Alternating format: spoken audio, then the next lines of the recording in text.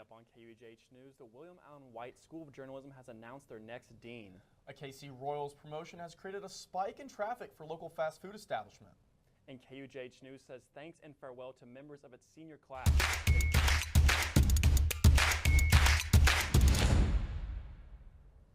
Welcome to KUJH News. I'm Donovan Bullins. And I'm Caden Baird. New this morning, the University of Kansas has officially announced that Judith Rosenbaum Andre will become the next dean of William Allen White School of Journalism. Judith currently serves as the Associate Dean for Faculty Affairs and Administration in the College of Liberal Arts and Sciences at the University of Maine. She will take over the position from current interim dean Scott Renardi on July 19th. Renardi will return as a faculty member for the next school year. Ted Turner, founder of CNN, has peacefully passed away at the age of 87 while he was surrounded by his family. According to CNN, he pioneered 24-hour news channel, a well-known philanthropist and activist. Turner is survived by his 5 children, 14 grandchildren, and 2 great-grandchildren.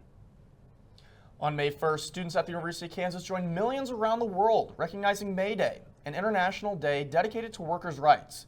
KUJH's Clarissa Rodriguez spoke with KU students supporting the cause. 3 student organizations came together to organize a march, directing their message towards KU administration.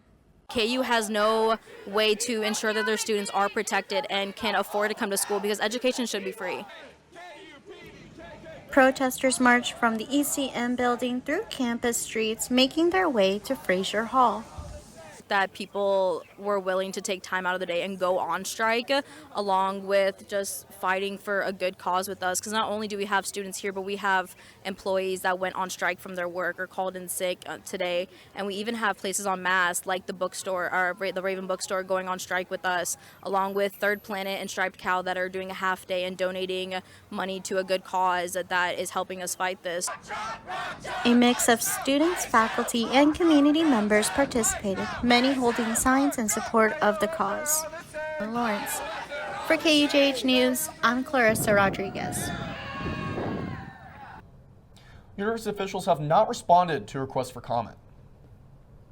Students are racing against the clock to use all their dining dollars before the semester ends. Reporter Merritt Mitchell shows us on how students are cashing them in before it's too late. It's a tale as old as time. Students at the University of Kansas are spending their remaining dining dollars before summer arrives. Some students have upwards of $100 left and only a week and a half to spend them. Local campus dining spots like Wendy's and Chick-fil-A have been seeing an increase in orders. We have the other GM that was before me has forewarned us that a lot of people come and use their dining dollars to come get more food at the end of the semester. The hawk shops on campus have been getting a lot of action as well. Students have been buying snacks and drinks in bulk to stock up for finals in the summertime. Dining dollars that are left unused at the end of the spring semester expire.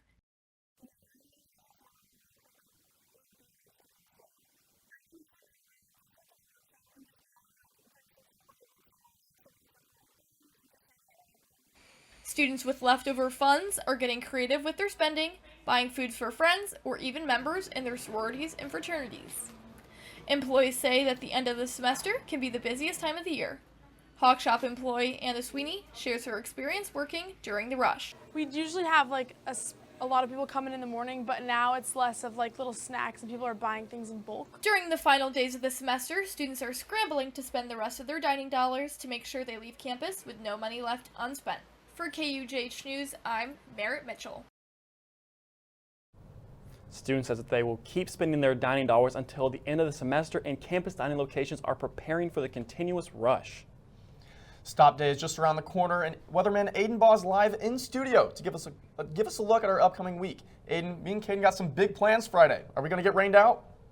Donovan, I don't think you'll get too rained out. Outside here across northeastern Kansas, it's mostly cloudy skies. Here in Lawrence, we're seeing a little bit different outside. Plenty of sunshine out there. Those clouds haven't quite reached us just yet. They're expected to pass over Lawrence in the next few hours around that 7, 8 o'clock time frame. It's going to be a pretty cloudy night. Nothing in terms of severe weather for you guys, but it's going to be a pleasant, very amazing day here in Lawrence, Kansas. Temperatures will be on the rise, though. A little bit chillier today, yesterday, but they're going to be rising up into the 80s over the next 48 hours. We do have a slight chance. Some showers and thunderstorms rolling through Saturday night as well. But then this weekend, folks, it's going to be clear, perfect. It's going to be an amazing weekend out there. Get outside and enjoy it. Donovan, back to you.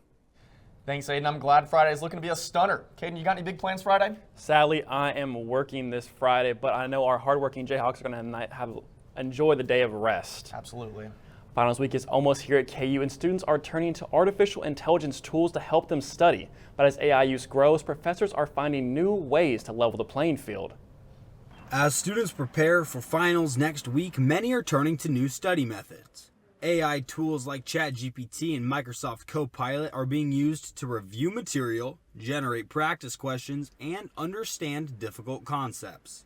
I definitely use AI to generate some questions for me. Some teachers don't give out true study guides. Put my notes or my worksheets into them that I finished and be like, hey, could you make some problem questions that might be asked on the test? Students like Harley use AI to prepare, but some professors are trying to keep it from going too far. Lockdown browsers limit cheating by blocking tabs and screen sharing. Those students say they still have flaws. You also can't track like your Wi-Fi, so if the Wi-Fi goes out, you can't see it because it disables that. You can't see like the time, you can't see some things on your computer. And some professors don't even think these methods will stop the use of AI. I don't like them, and I think they're intrusive. The problem is trust. Everything that we're talking about is a symptom of something broader.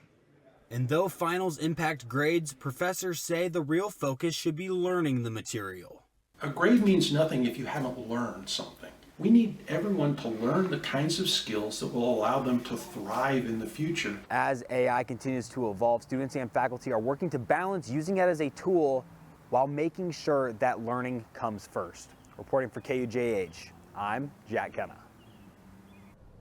With stop day being tomorrow, KU students have a weekend to use their favorite AI with friends before exams kick off next week. We'll be back right after break with more. You may not hear it at first, but it's there. Our chant, rising.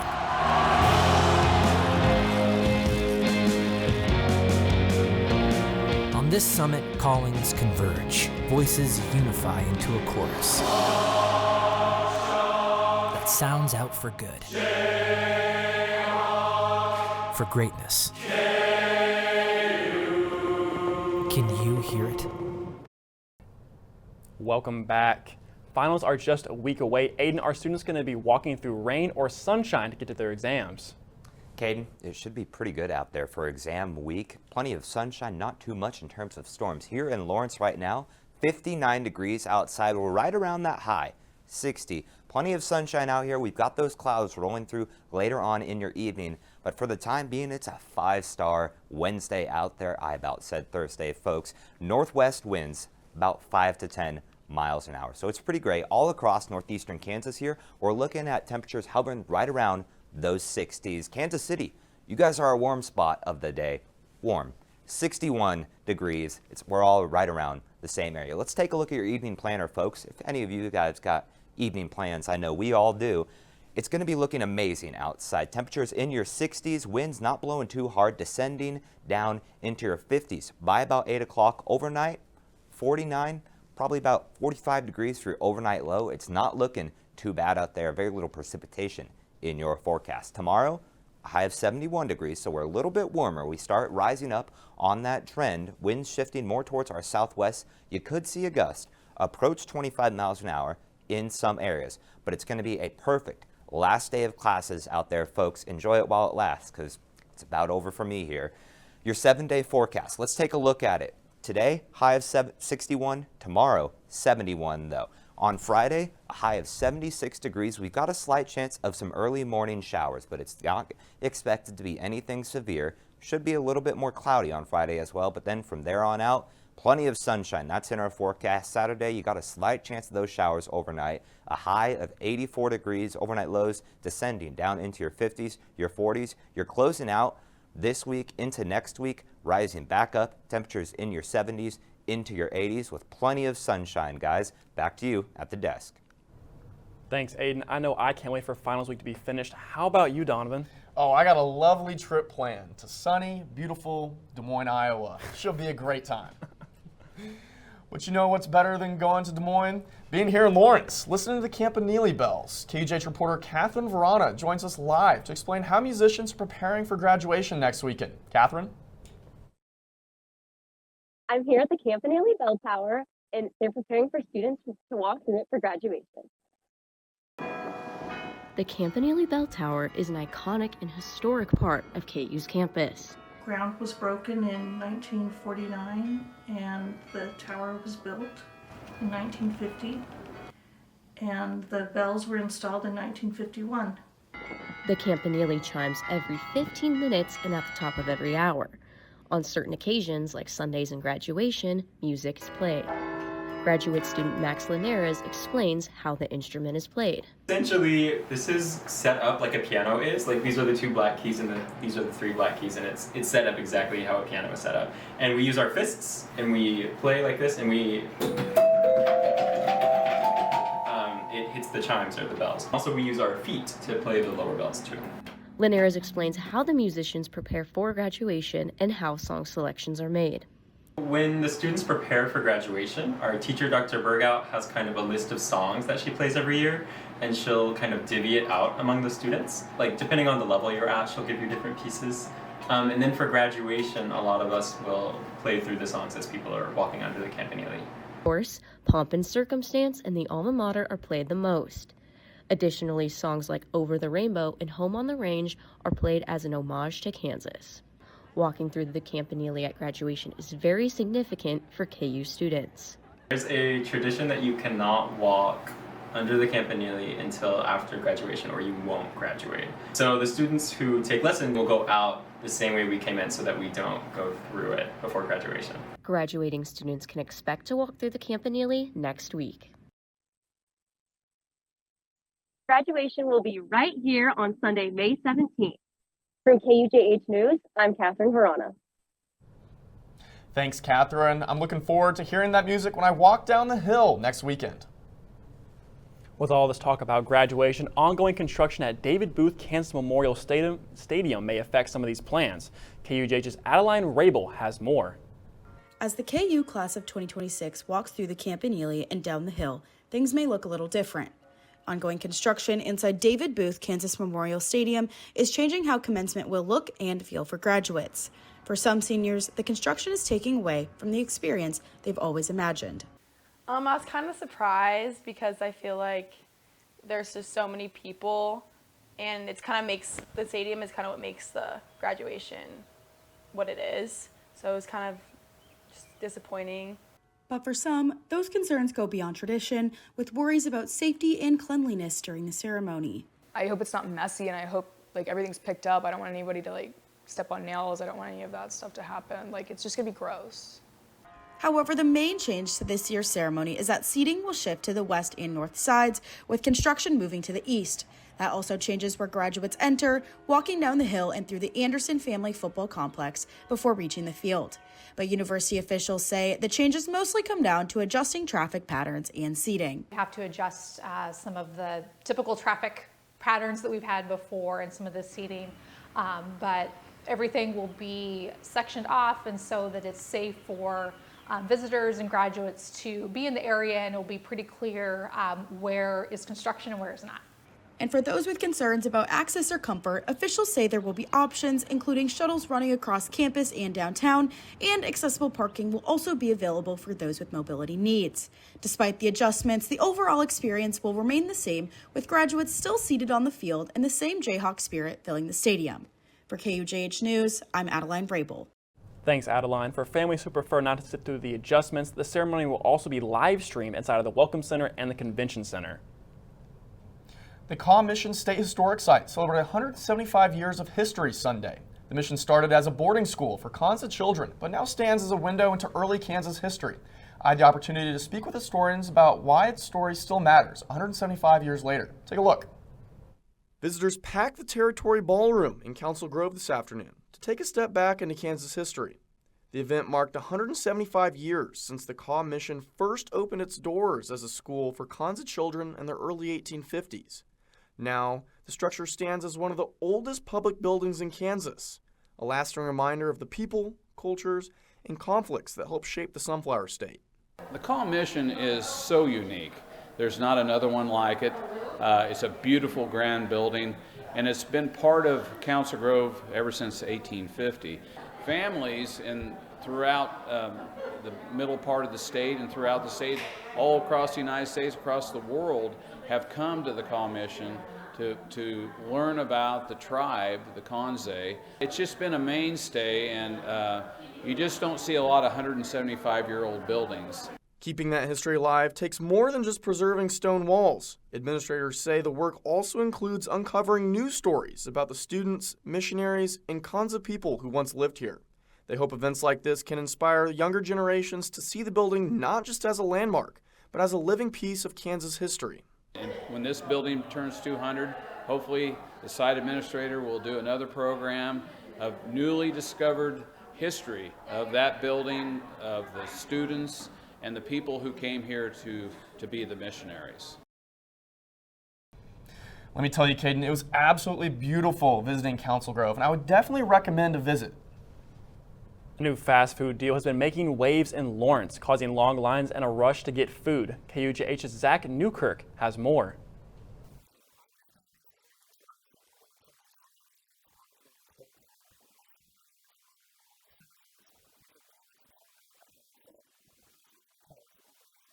Hawaiian Bros locations throughout the Midwest offer a special deal that all relies on the Kansas City Royals and their offensive production.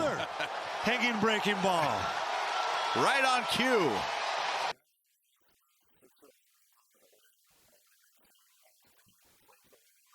An incredible deal, especially since the Royals have been scoring a lot as of late.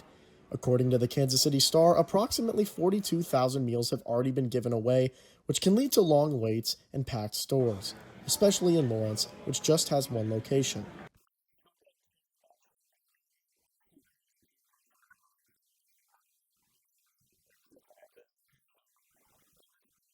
While most of the excitement comes the next day, for some fans, the anticipation of a free meal makes watching each Royals game more entertaining.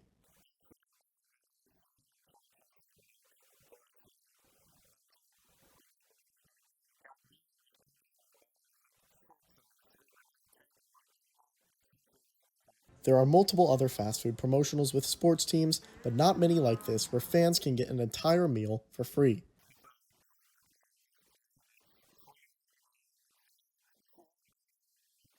Hawaiian Bros employees were unavailable for comment because they were simply too busy. But each time the Royals put up 6 runs at home, you can guarantee the Lawrence Hawaiian Bros will be packed the next day. For KUJH News, I'm Zach Newkirk. Thanks, Zach. Don't forget to download the Hawaiian Bros app and join rewards to take advantage of the deal next time the Royals score 6 or more. Coming up on KUJH Sports, the Kentucky Derby broke records in more ways than one. KU baseball's ranking just keeps climbing, and disc golf is becoming a great way to spend an afternoon. Stay with us. Where you go to college makes a statement about you. This place will become a part of you, your identity for life.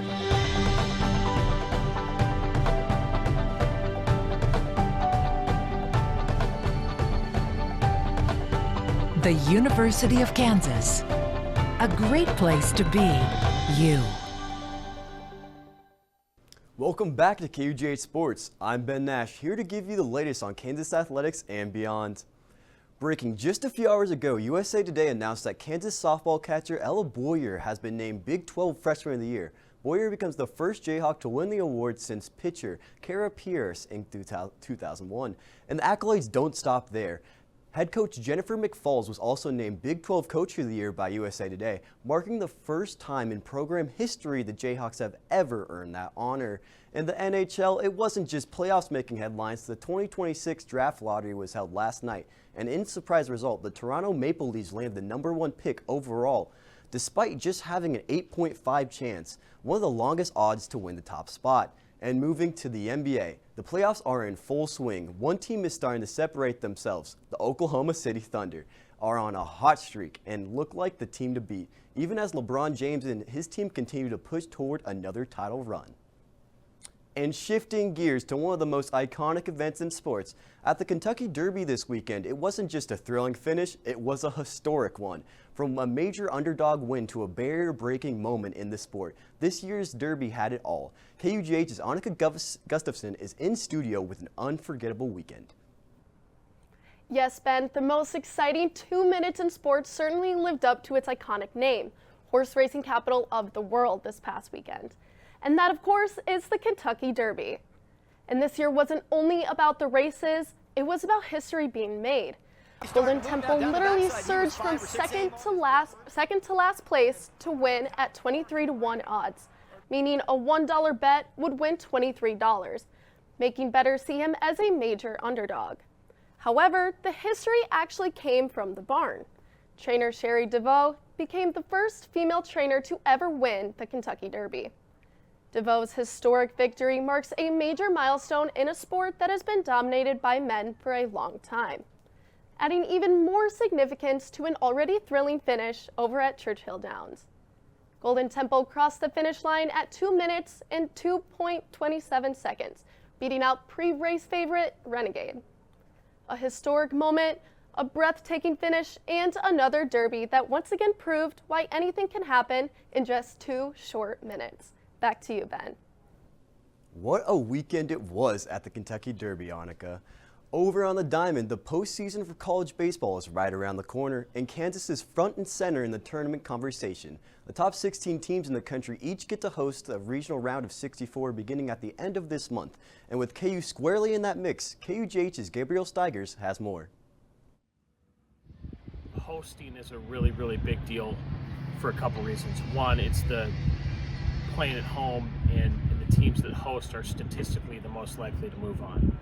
Hoagland Ballpark has never played host to a postseason game in the program's entire history, and with Kansas baseball winning 27 of their last 30 and going undefeated at home this season in conference play, that very well could end within the month. It does elevate the program, and it does bring you into a new light of okay, we've done the regional thing, now we're hosting one. So I do think there are massive benefits if we're able to do it. Regionals begin May 29th, following the conclusion of conference tournaments around the nation. Hosting could present some logistical challenges, but would be a huge bump for the program, both financially and optically. I think we really got to boost the confidence later in the season, and I think it's really helped us a lot. Obviously, the dugout energy, we picked it up a little bit, so yeah, I mean, everybody just feels the extra support behind them and just allows you to go out there and play more free. Hoagland's capacity is 2,500, which is on the smaller end, but lesser ballparks have hosted. That said, classes end 2 weeks prior to the start of regionals, so student support could be limited in comparison to the regular season. We feel comfortable from the start to the end. Doesn't matter who's out there, who's pitching, who's hitting. We always trust whoever we got going, and obviously, if you're out there, they trust you and you're the right person to be out there at that time. Official bracket and host announcements will be made on Monday, May 25th at 11 a.m. Central, giving the university a 4-day turnaround time to prepare. But as they've been all season, Kansas baseball is up for the challenge. For KUJH Sports, I'm Gabriel Steigers. Truly an all-time season in the making, Gabriel. The Jayhawks will host West Virginia at Hoagland Ballpark for 3 games this weekend, with a Big 12 tournament regular season title at stake. And while all eyes are on the title chase at Hoagland Park, there's another sport making some noise locally. Disc golf is quickly becoming a staple of the local sports scene. With new players and expanding courses, KUJH's Evelyn Vigil has more. There's a growing community of people who took the boom of disc golf from the 2020 pandemic and turned it into a long-term pursuit in Lawrence. With a strong Lawrence presence, several well-established courses, and development of new beginner-friendly courses, there are no doubt Lawrence is a place for disc golfers. My favorite part about disc golfing in Lawrence is generally the community around here, especially at Centennial Park. I play in the leagues on Tuesdays. Lawrence is currently ranked as the 9th best disc golf city in Kansas and 186th in the United States. Despite its relatively small size, the city offers 6 courses, providing a range of options for players of all skill levels. Disc golf has been a part of the Lawrence community for more than 30 years, highlighted by the establishment of the primary 18-hole course at Centennial Park in 1991. A course in North Lawrence called Riverfront. We have one over here on the east side of Lawrence that is, Edgewood. And then we've got a couple out at the lake. Beyond the courses themselves, the local disc golf scene continues to expand. Lawrence is home to 3 active leagues and 2 stores dedicated to disc golf gear, helping support both beginners and experienced players alike. We actually have some world champs. That's Kevin Babbitt. He's a 2-time world champion. And then we have some pretty high-end disc golfers here. And then all the way down, just the beginners. The importance of knowing what discs to use, from putter, a mid-range, and a fairway driver, plays a big factor into making it into the basket. With a supportive community and room to grow, disc golf in Lawrence isn't just a trend. It's here to stay. For KUJH, I'm Evelyn Vigil. Disc golf continues to grow here in Lawrence, and with the summer getting started, more people are heading outside and hitting the courses, keeping the local sports scene active and the community connected. Coming up on KUJH News, weather forecaster Aiden Baugh has one final look at your forecast, plus a special senior send-off as we wrap up. Stay tuned.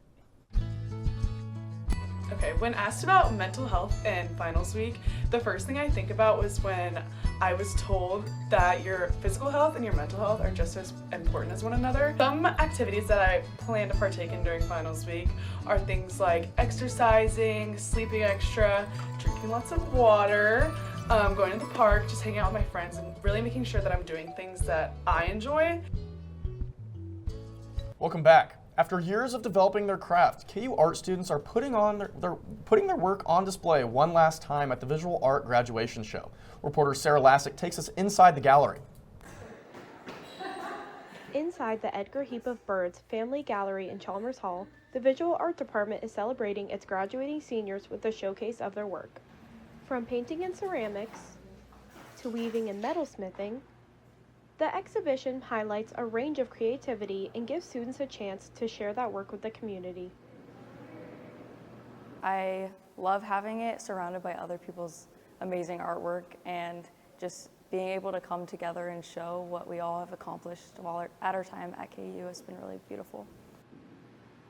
For senior Percy Steffen, it's that kind of support that helped shape his artistic journey at KU. I think we have a lot of really great professors here who really want to encourage you and push you to the best that you can be. Steffen's work explores identity, community, and healing, and he hopes audiences find something personal in it. I want people to be able to look at my art and think this speaks to me, and that I'm kind of not alone. As these seniors prepare to graduate, many are thinking about how to carry forward what they've built here at KU. My dream is to open a ceramic studio and kind of form a community that is similar to the one here at KU, just bringing resources more to rural counties, because growing up I really didn't have a lot of ceramic resources. For KUJH News, I'm Sarah Lassick. Thanks, Sarah. The Visual Art Graduation Show will be on display at the Edgar Heap of Birds Family Gathering in Chalmers Hall daily from 9 to 5 until May 15th. The bat-swinging Jayhawks have been hot at the plate lately. Aiden, what can we expect for the weather this weekend at Hoagland Park?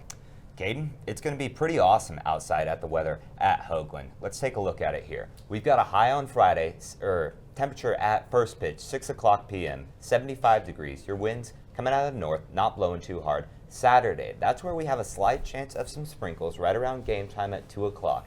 Going to be about 82 degrees at that point in the day though, and if we do receive any kind of sprinkles, it won't be lingering around too much. Surely will not be enough to cancel the game or postpone at all. It's going to be great outside. And then we've got on Sunday another round, 11 a.m. That's when our first pitch is slated. Partly cloudy skies is what you can expect. Your temperatures begin to dip down again, down into those 60s. By game time, your wind's going to be picking up a little bit as well, Caden. About 19, 15 miles an hour. Could see a gust approach 25 miles an hour in some areas out of your northwest. So it's going to be looking pretty good for the beginning of our week. But then on Sunday, those temperatures take another turn down into the 60s and our winds start to pick up again as well. Thanks, Aiden. The Jayhawks may have lost their last game against Creighton. We'll see if they can get back in the win column this week against West Virginia.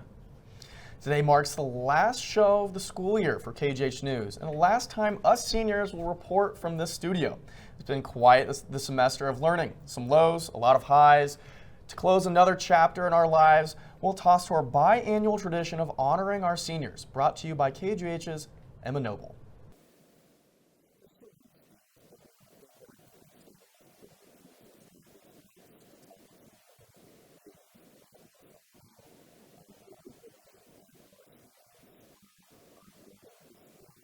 Score 6 or more runs, the line runs his way free meals, and it's there's more focus on like the negative of like because they haven't announced the dean. I found 2 people who both won awards to like the international affairs.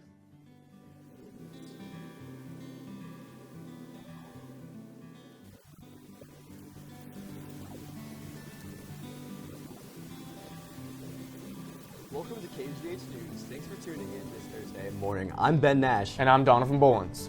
Haskell students took a leading voice-wide concern. A live look at a new initiative. We'll take a look at mental health resources available. Aim to make campus resources available for students. Stay with us.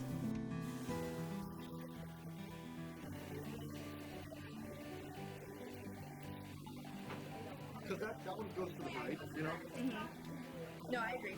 What do you have for? And cases up. That's right, Grant. Welcome back. Weatherman Aiden Baugh alongside us. Thanks for joining us here at the Anchor Desk. I'm so happy to be here. A little bit new for you guys. Today, it's going to be amazing outside. Don't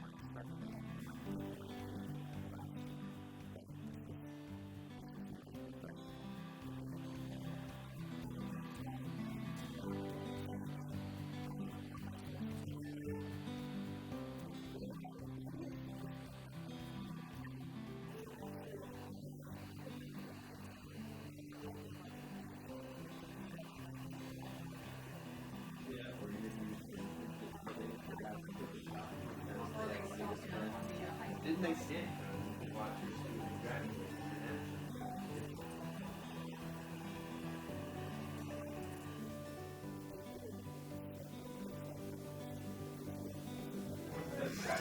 But this one's just the same for real. It's not. It's all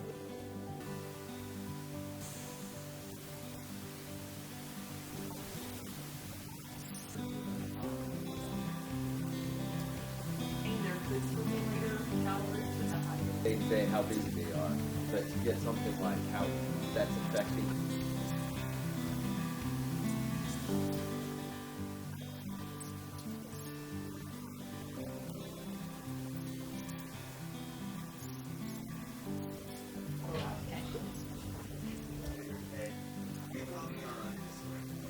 The other day we were walking, we were like, I'm hungry.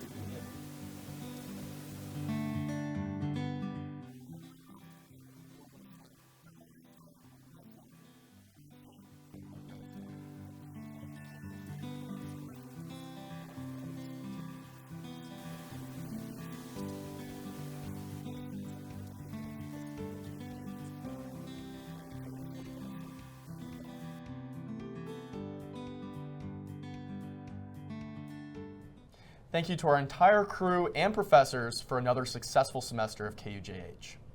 Well, that's all we have for you this evening. Check out KUJH on TikTok and Instagram for exclusive content, and keep updated on the latest stories at KUJHnews.com. I'm Caden Baird. And I'm Donovan Bolins. KUJH News will be back next semester, and we leave you in the words of Roald Dahl. Watch with glittering eyes the whole world around you, because the greatest secrets are always hidden in the most unlikely places. Have a good rest of your week and enjoy your summer.